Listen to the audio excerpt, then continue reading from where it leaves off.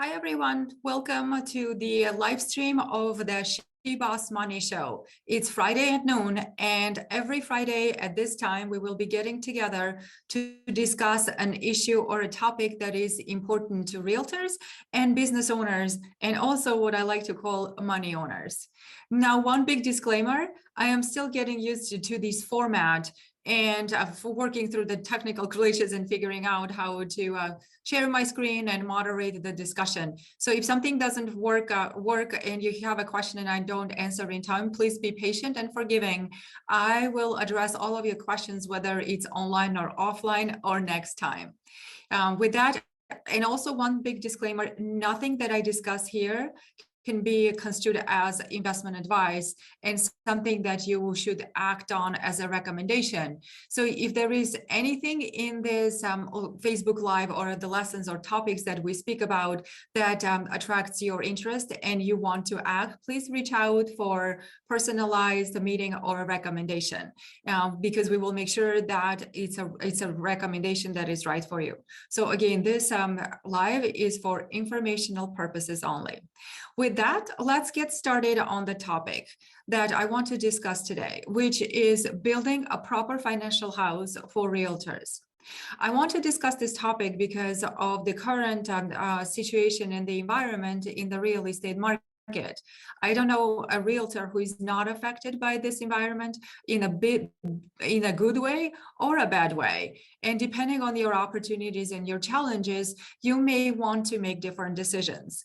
Regardless of the decisions that you need to make, however, you need to have the proper setup, the proper way to analyze your business so that you can make those right decisions. So what do I mean by that? I'm going to share my screen and let's talk through what this concept that I have that is called the Realtor Proper House. What does this mean? So any business owner needs to have certain structures in place in their business, and you build your business from ground up, from bottom up, starting with the foundation and all the way up to the roof of the house, sort of the icing on the cake, which is the protection. But let's start here. At the bottom of this, the house is your foundation, and it is organizing money flow with clarity and tracking it with purpose. I'm not going to expand too much on this. I have a video that is posted both to my group, but also to YouTube that talks in detail about how I recommend that realtors organize their business with all of their bank accounts, bookkeeping, and whatnot. So please watch that video if you'd like to get up to speed and reorganize your business depending on how it is set up right now. We are going to focus so let me just describe what it is. So we build our financial security layer by layer. Most of us go into the business just for some underlying overarching financial vision, your goal, the type of life that you want to live. And you go into real estate believing that it is the best way for you right now to get there. You want to sell real estate, you want to earn the high income, realize that income potential from a real estate business, and then do something with that income. But then when you get into the business, it gets a little more complicated. You realize that, running a real estate business is not as straightforward, not as easy. So then, okay, so how do I set up my business and how do I live my life? So at the bottom layer is the setup of your business. What you basically want to do is run a profitable business. And how you do it is you raise your you raise your profits through forecasting and projections that we'll talk a little bit in a second. Then you want to reduce your taxes with bucketing and deductions and knowing what exactly deductions are and how to shelter more of your money. And then figuring out how to raise your margins and take more dividends out depending on your legal structure, so that you have more money available from your business for your personal goals. As you have more money available from your personal goals, then you can look the rest of your life and say, okay, what is it that I want to do? If you're younger, you want to focus on your lifestyle at the same time as you think about your future self 30, 40 years from now and putting away money for retirement. If you're older, retirement is just staring you in the face, and you've got to be realistic about your timeline, your opportunities, and how you're going to get a place where you don't have to work. And if you don't work, then you can live a decent lifestyle. You want to have a financial plan. Without a financial plan and overarching vision of where you want to go, what you want your net worth to be, and what you want your passive income to be, you won't have a good way of thinking, of what I call is just breaking having this dilemma: should I spend now or should I put away money? Because once you have a net worth goal and you know how close or how far you are from it, your money, every penny you spend will be that much more impactful, because you'll know that if I don't put my money towards this passive income or net worth goal, I'm not going to make it. And last but not least, you want to diversify your portfolio. You want to invest both in properties, but also stocks and bonds. I hear many realtors say, well, rental property is the best way to build wealth. I think there is many ways to build wealth. One way is no better or no worse than others. If you're comfortable with rental properties or property investing, it doesn't mean that you should completely ignore the stocks and the bonds, because overall, having a diversified portfolio reduces your risks and make sure that your pie grows all the time. For example, right now I hear from many realtors, well, it's not a good investment environment. And I hear that from realtors across the country. The rates are up, the inventory is down, whatever it is. If you're not investing in real estate properties, it doesn't mean that your money should stop working for you, because there is one thing that doesn't wait, and it is time. Time never waits for you. Time goes by, it goes by very fast and very quickly. And what you don't want to do is end up in a situation where you wasted years and your options become supremely limited and very risky. And the roof of this, when you get to a point where you have enough wealth, you want to manage your risk with insurance. You want to shelter your wealth through estate planning and setting up your trusts. And you also want to think about, if that's something that you want to do, is how you give back and how you set up your charitable contributions to again, make sure that both your family is protected, you're saving on taxes, and you accomplish your charitable goals. So this is the overall picture. What I want to say, that this second layer of envisioning, planning, and diversifying, it's a good one. It feels good to think about it. But the reality is, it's empty talk if your business isn't producing enough and you're not understanding your financials, and you don't know how to take advantage of your financials so that you can actually plan for your net worth growth. It becomes a very frustrating exercise, because year after year, your net worth may not grow as much as you want, and in fact it can be lower because you need to take on debt and more liabilities, because again, your business isn't producing enough. So in this today, I just want to focus on the second layer of raising profits, reducing taxes, and taking home more. And I think I'd like to keep these lives about 20 minutes. So we'll see how far we get in this discussion. And the next week, if we don't finish up the discussion next week, we'll continue. And then in the next few weeks, we will get to every layer of this house, every floor of this house that you need. So I'm going to stop sharing this. Bear with me for a second.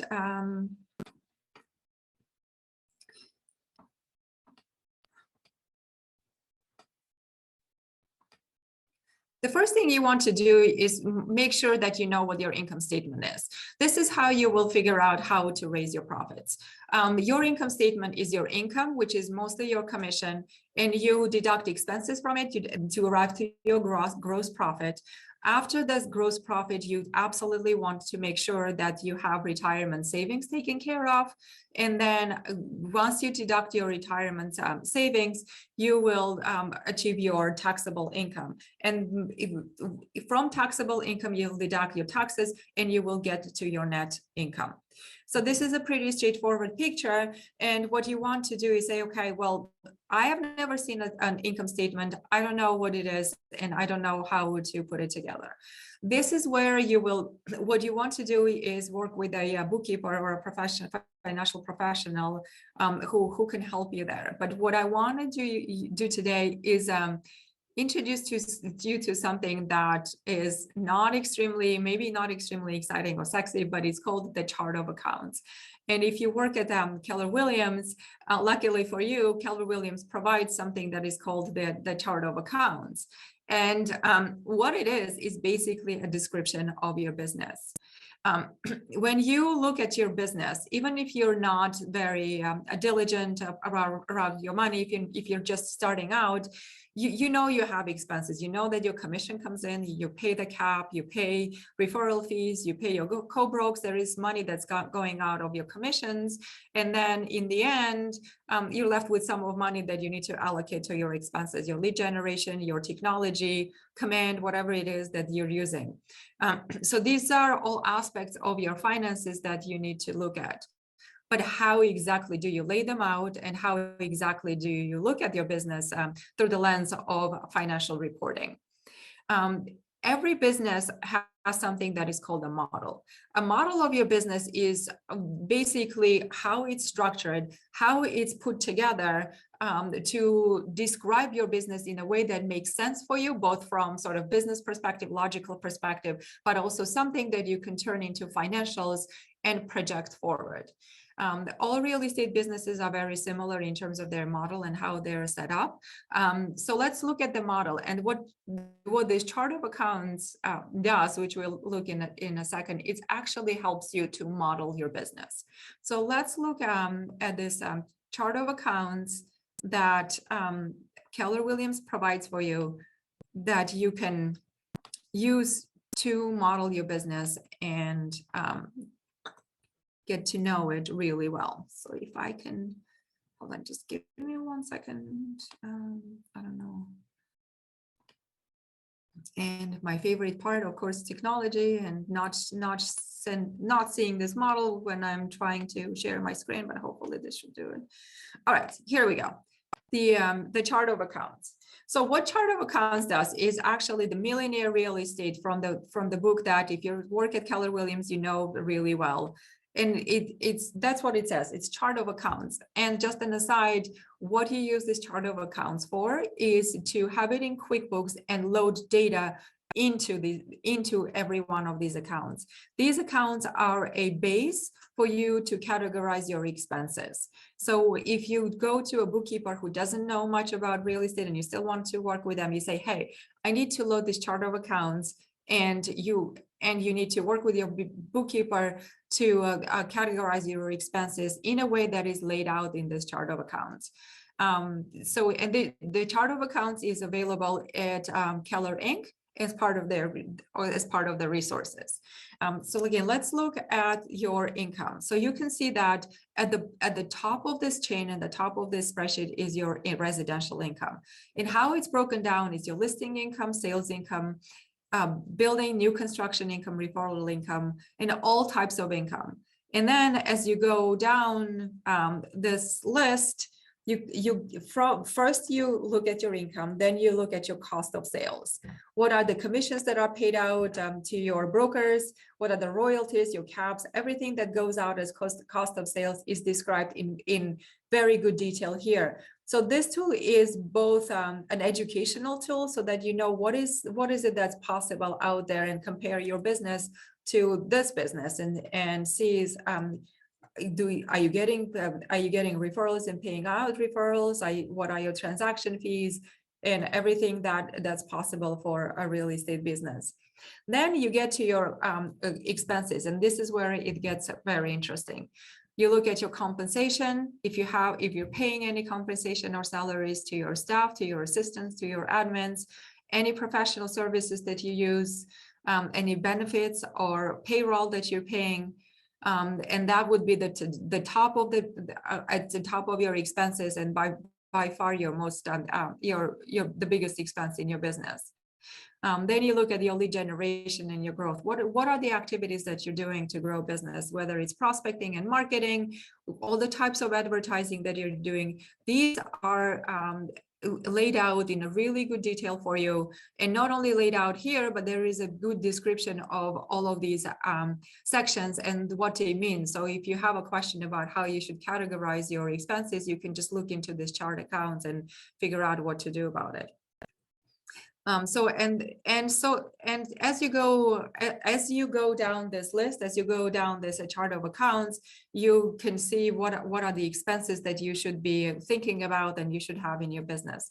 So if it's if it's an occupancy, what are you paying for rent and utilities and everything, all the other expenses in your business?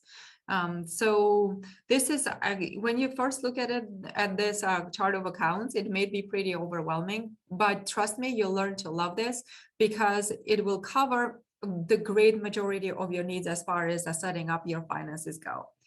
So what I would recommend you take about first, once you get your books done, you take about 3 to 6 months to look at your financials every month through this lens, so that you know where your expenses are, where you have the most expenses, where you have the least expenses, and you start to understand whether this chart of accounts, this model actually covers your expenses. Because there can be something that comes in, you do an event, you have a transaction coordinator, and you'll come here and you won't be sure, well, what about this expense or that expense? How do I outline this? How do I highlight it in my books to make sure that it's reflected?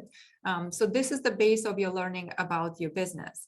And what will happen over time, you'll see trends and you'll see numbers that are sometimes, some of them will be the same, right? So some of them will be pretty straightforward, like for example, if you're paying for an office, the office, if you're paying for an office, which is your occupancy, you're paying the same amount every month. But if you're paying office expenses and office supplies, they can be a variable, and it will depend on what you buy and what decision you make in your business.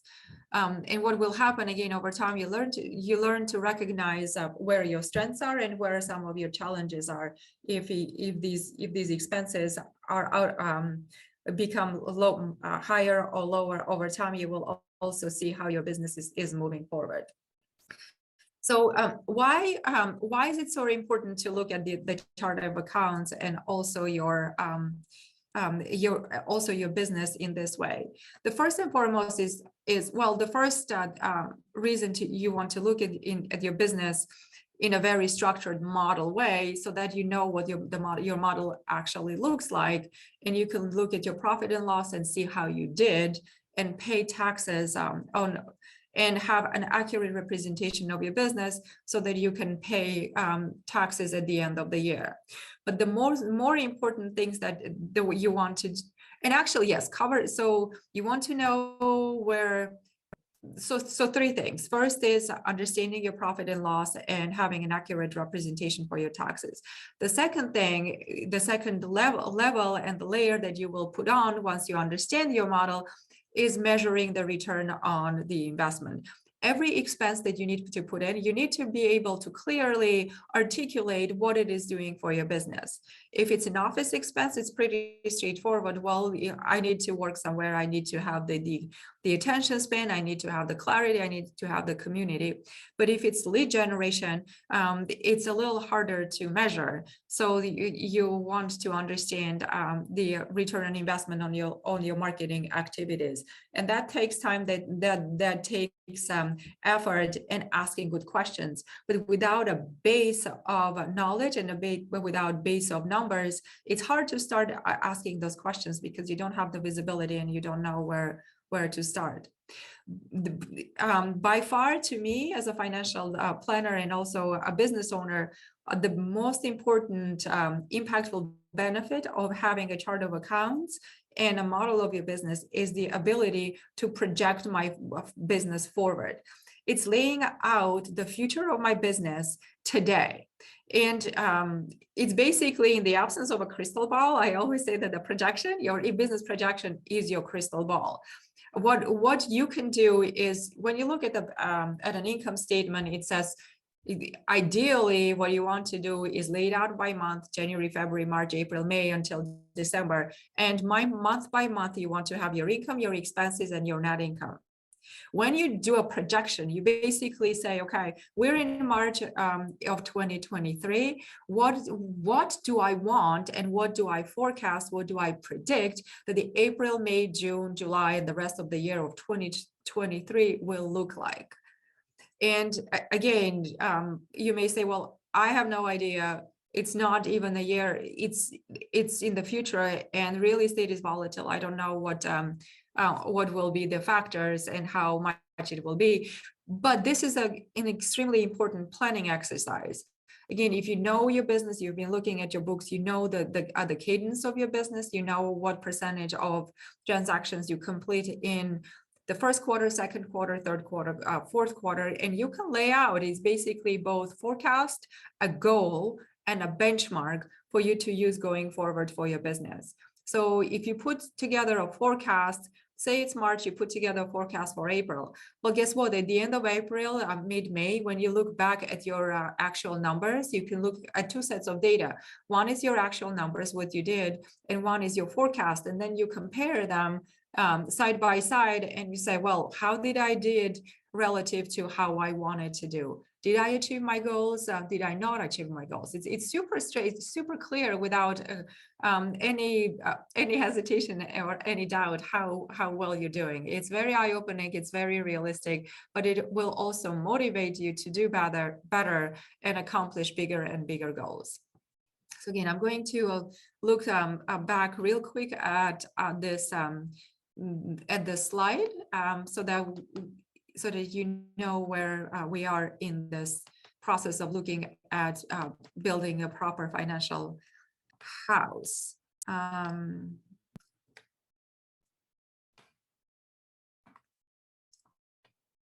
Here you see how we're raising forecast, and now I think it should be a little more clear for you what I mean by ROI and what I mean by forecast.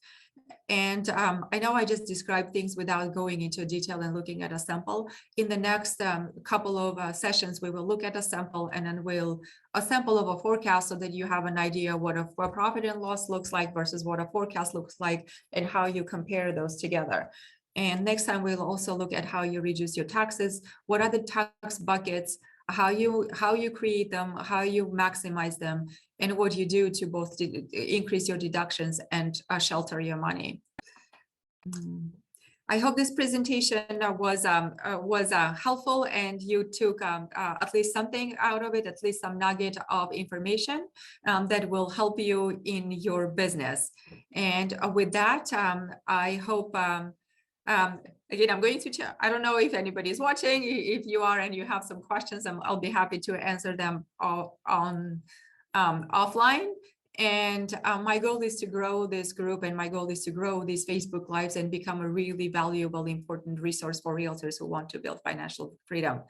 And have a great rest of your weekend. And I will see you next week. Bye.